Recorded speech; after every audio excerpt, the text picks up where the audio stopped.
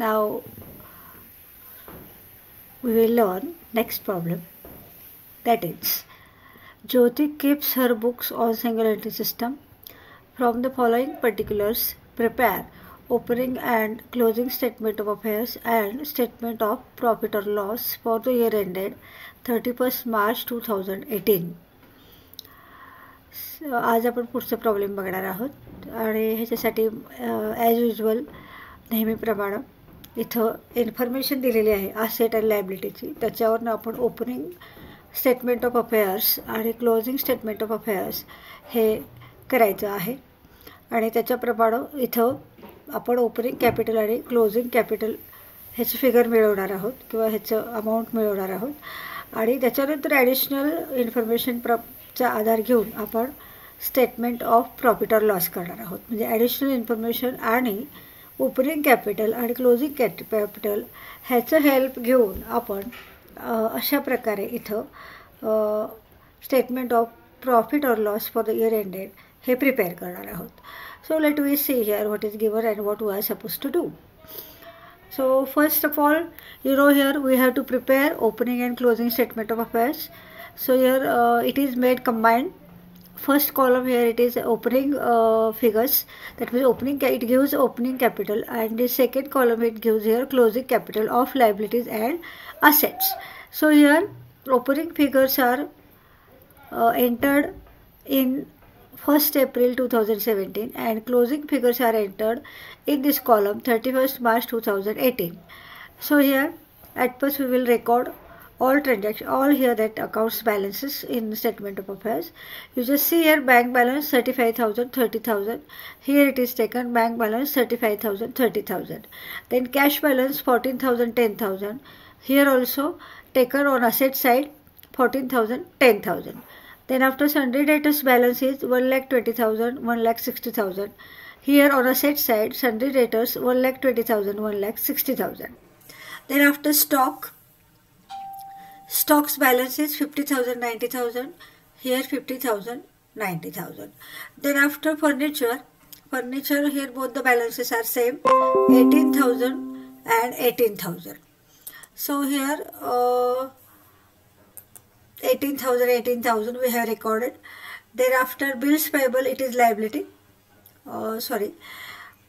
Furniture 18,000. Then machinery 90,000, 120,000. Here we have recorded 90,000 and 120,000. Asset, sundry creditors and bills payable both are liabilities, so they both are recorded on liability side. Creditors 32,000, 50,000, 32,000, 50,000. Then bills payable 18,500, 25,000, 18,500, 25,000. Thus, we have recorded the balances of assets on asset side of both the that is opening and closing statement columns. And here we have recorded here balances of liabilities on left hand side for 1st April 2017 and 31st March 2018. Then what we are supposed to do? We are supposed to here make the addition of asset side. So addition is made, and this addition here it comes 3,27,000. Then addition of liabilities is made. So here 30,000, 32,000 and 18,000 means 50,000. 50,500 here it is deducted from 3,27,000. So here it comes 2,76,500. So what we have done? We have made the addition of asset side, made the addition of liability side. Addition of asset side here it is greater. Therefore, we have entered that greater amount in both the columns. That means liabilities as well as assets total column.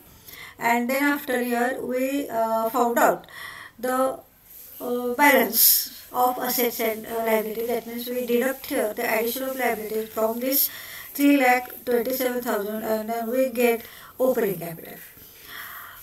Similarly, we have to make the addition of here all the balances of assets and it comes here 4,28,000, and then we have to deduct here 50,000 plus 25,000 means 75,000. So when we deduct here 75,000 from this total, so it will come 3,53,000.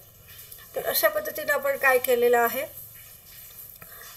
Closing आणि opening statement of affairs करताना आपल्याला table फॉर्ममध्ये जी information दिलेली होती ती information आपण दोन्हीकडे record केली. असेट्सचे फिगर्स असेट साईडला घेतले, लायबिलिटीचे फिगर्स लायबिलिटीला घेतले आणि असेट आणि लायबिलिटी ह्यातला डिफरन्स आपण फाइंड आउट केला आणि तो डिफरन्स म्हणजे हा 2,76,000 ॲज अ ओपनिंग कॅपिटल आणि 3,50,000 हा क्लोजिंग कॅपिटल. तर अशा पद्धतीने आपण opening and closing capital find out केलेलं आहे. त्याच्यानंतरचं स्टेप काय आहे, तर आपण स्टेटमेंट ऑफ प्रॉफिट और लॉस हे फॉर्मॅट तयार करायचं आहे. दोन्ही आपण अगोदरच केलं तरी चालतं, म्हणजे स्टेटमेंट ऑफ अफेअर्सचं फॉर्मॅट आणि स्टेटमेंट ऑफ प्रॉफिटचं फॉर्मॅट दोन्ही एकदम करायचं. एक रिक्वायर्ड स्पेस आपल्याला लक्षात येते आता किती लागेल काय, तेवढी स्पेस सोडून आपण इथं स्टेटमेंट ऑफ प्रॉफिट और लॉस इथं तयार करायचं आहे. आणि नेहमीप्रमाणे closing capital add drawing less additional capital, मग येतं ॲडजस्टेड क्लोजिंग कॅपिटल आणि त्याच्यानंतर त्याच्यातून ओपनिंग कॅपिटल लेस केल्यानंतर डिडक्ट केल्यानंतर आपल्याला मिळतो प्रॉफिट बिफोर ॲडजस्टमेंट. आणि मग त्या प्रॉफिट बिफोर ॲडजस्टमेंटमध्ये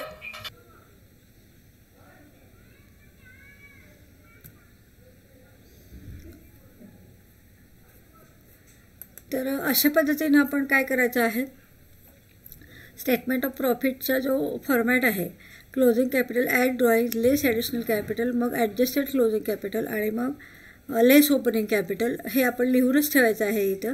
आणि हे स्टेटमेंट ऑफ अफेअर्स पण तयारच करून ठेवायचे आहेत, म्हणजे आपल्याला पटपट किंवा असं क्विकली हे फिगर्स आपल्याला फिल करता येतात.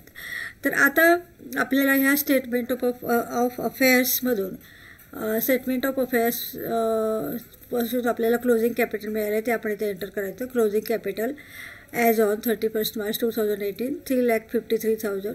त्याच्यानंतर ॲड ड्रॉइंग्स कसे आले बघा इथं, हे बघा इथं त्यांनी लिहिलेलं आहे, Jyoti has withdrawn 33,500 from the business for her private use. Private use म्हटल्यावर काय झालं, ड्रॉइंग. मग ह्यातमध्ये ही फिगर ॲड करायचं आणि पुढची जे ॲडजस्टमेंट आहे बघायची. ॲडजस्टमेंट सोडवत गेले की आपोआप तुम्हाला ते या स्टेटमेंटमधले फिगर्स मिळतात. She has introduced additional capital of 5,000 on 1 January 2018. मग इथं लेस लेस ॲडिशनल कॅपिटल 5,000. मग ह्याच्यातून 386,500मधनं 5,000 डिडक्ट केल्यावर आला 3,81,500. त्याच्यातनं आपण जे ओपनिंग कॅपिटल काढलं होतं इथं 2,76,500, ते 2,76,500 याच्यातून डिडक्ट करायचे आहेत. मग ही जी फिगर आहे ही प्रॉफिट बिफोर ॲडजस्टमेंट ही येते. ह्याच्यातून मग काय करायचं आहे, एक्सपेन्सेस लेस करायचे आणि इन्कम्स ॲड करायचे. परत या एक्झाम्पलमध्ये इन्कम्स त्यांनी दिलेलेच नाही आहेत. मी काल टेक्स्टबुक गो थ्रू केलं तर त्याच्यामध्ये इन्कमचं एक्झाम्पलच नाही आहे. फंड फॉर्मॅटप्रमाणे हे तुम्ही लक्षात ठेवा. तर आता इथं आपल्याला प्रॉफिट बिफोर ॲडजस्टमेंट 1,05,000 मिळालं आहे, हे सगळं ॲडलेस करून. आणि आता पुढची ॲडजस्टमेंट काय आहे बघा, तर additions to machinery were made on 1 January 2018. आता बघा हे कसं काय विचार करायचा. मशिनरीचा ओपनिंग बॅलन्स किती आहे 90,000, क्लोजिंग बॅलन्स किती आहे 1,20,000. मग या दोघातला फरक किती झाला 30,000. म्हणजे सुरुवातीला मशिनरी होती 90,000, नंतर शेवटी ती झाली 1,20,000. म्हणजे किती हजारने ती वाढली, 30,000ने ती वाढली. 90,000 आणि 1,20,000 ह्याच्यातला फरक किती येतो बघा, 30,000 येतो. मग 30,000 ही कधी घेतली त्याने 1 जानेवारी 2018ला. आपलं इयर किती संपतं, कधी संपतं 31 मार्च 2018. मग इथं आता 30,000वर 3 महिन्याचा येणार, जानेवारी फेब्रुवारी मार्च. 31 मार्च म्हणजे मार्च महिना येतो, एप्रिल येणार नाही. तर 30,000वर आपल्याला 3 महिन्याचं काढायचं आहे आणि 90,000वर आपल्याला पूर्ण वर्षाचं काढायचं आहे. परत एकदा मी सांगते, इथं ओपनिंग बॅलन्स होता 90,000, क्लोजिंग बॅलन्स आहे 1,20,000. याचा अर्थ ओपनिंग बॅलन्स 90,000 असताना वर्षाच्या शेवटी बॅलन्स किती आला? 1,20,000. याचा अर्थ आपण इथे नवीन मशिनरी ॲड केलेली आहे. बॅलन्स वाढलेला आहे याचा अर्थ तिथे नवीन मशिनरी ॲड केली आहे. मग ती नवीन मशिनरी ॲड कधी केली आहे त्याची डेट दिली आहे. डेट दिली नसती तर आपण ते 1,20,000वर डायरेक्ट सगळे पर्सेंटेज काढले असते. परंतु इथं त्यांनी डेट दिली आहे. याचा अर्थ जेवढी ॲडिशन झाली आहे म्हणजे 90,000पासून 1,20,000पर्यंत बॅलन्स झाला. याचा अर्थ तिथं 30,000ची मशिनरी आपण ॲड केलेली आहे. आणि ही कधी ॲड केली आहे तर 1 जानेवारीला ॲड केली आहे. म्हणजे डेप्रिशिएशन काढताना 30,000वर 3 महिन्याचं डेप्रिशिएशन येईल, जानेवारी, फेब्रुवारी, मार्च. आणि 90,000वर पूर्ण वर्षाचं येईल. म्हणजे जो ओपनिंग बॅलन्स आहे त्याच्यावर पूर्ण वर्षाचं काढायचं आहे. आणि जे ॲडिशन केलेले आहे त्या ॲडिशनवर 3 महिन्याचं काढायचं आहे. तर आता इथं डेप्रिशिएशनचा रेट किती दिला आहे बघा, 10%. म्हणजे 90,000वर 10% आणि उरलेल्या 30,000वर 10%च पण 3 महिन्याकरता आपल्याला काढायचं आहे. त्याने आता इथं कसं दाखवले बघूया. हां, इथं दाखवलेलं आहे बघा. Depreciation on furniture 10% on 18,000. 18,000 कुठून काढली त्याने बघा, हे कसं आहे. आणि डेप्रिशिएशन ऑन मशिनरी 90,000वर 10% 9,000 आणि 10% 30,000वर 3 महिन्यासाठी 9,000 आणि हे 750. 9,750 आले. मशिनरीचं बघू कारण आपला मशिनरीचा चालेल आहे. तर मशिनरीचं डेप्रिशिएशन कसं काढले बघा त्यांनी. 90,000 हा ओपनिंग बॅलन्स होता. मग ओपनिंग बॅलन्स म्हणजे 90,000ची मशिनरी आपण पूर्ण वर्षभर वापरलेली आहे. आणि या 1,20,000मध्ये हे 90,000 आहेत आणि ॲडिशनल किती आहेत? 30,000 आहेत. म्हणजे 90,000वर वर्षाचं आणि 30,000वर 3 महिन्याचं काढायचं आहे. कारण ती 1 जानेवारीला इथं घेतलेली आहे. जानेवारी, फेब्रुवारी, मार्च 3 महिन्याचं आपल्याला काढायचं आहे. जसं आपण डेप्रिशिएशनमध्ये शिकलो होतो तेच इथं आपण यूज करून कॅल्क्युलेशन्स करायचे आहेत. म्हणजे 90,000वर 10% येतात 9,000 आणि 10% 30,000वर 3 महिन्यासाठी 750 येतात. आता हे कसं कॅल्क्युलेट करायचं हे मी डेप्रिशिएशनच्या वेळी शिकवलं होतं. 30,000 इंटू 10/100 इंटू 3/12. हे 30,000 गुणिले 10/100 हे झाले पर्सेंटेज. म्हणजे 30,000 गुणिले पर्सेंटेज गुणिले किती दिवस यूज केली, 12 महिने हे डिनॉमिनेटरला घ्यायचे आणि 3 हा न्यूमरेटरला घ्यायचे. म्हणजे 3/12 3/12 असं आपण करायचं आहे किंवा 3/12 असं आपण म्हणू शकतो. तर 30,000 गुणिले 10/100 गुणिले 3/12 असं करून आपण हे कॅल्क्युलेशन केलं तर इथं हे आपल्याला 750 मिळालं. हे कॅल्क्युलेशन मी तुम्हाला डेप्रिशिएशन शिकवताना शिकवलं होतं. त्याच पद्धतीने हे करायचं आहे. आणि ह्या दोघांची ॲडिशन आपण घेऊन इथं 9,750 आपण बाहेरच्या कॉलममध्ये लिहिलेले आहेत. त्याच्यानंतर फर्निचरवर 10% दिले. फर्निचरचं काय आहे परिस्थिती बघूया. फर्निचरचं दोन्हीकडे 18,000 आहे, ॲडिशन नाही आहे, काही नाही आहे.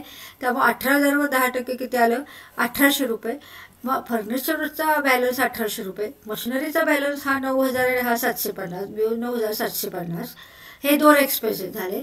अजून कुठले कुठले एक्सपेन्सेस दिले तरी maintain already 15% on sundry debtors. इथं सुद्धा आता सन्ड्री डेटर्सचे बॅलन्सेस बघायचे. सन्ड्री डेटर्स बॅलन्सेस बघा 1,20,000 आणि 1,60,000 आहे. मग आपण कॅल्क्युलेशन करताना 1,60,000वर करायचे कारण आपण पूर्ण वर्षाचा विचार करतो आणि शेवटी जे आपण फिगर आहे ते आपण घेतो. बघा इथं तरी सांगितलेलं आहे ऑलरेडी 15% ऑन 1,60,000.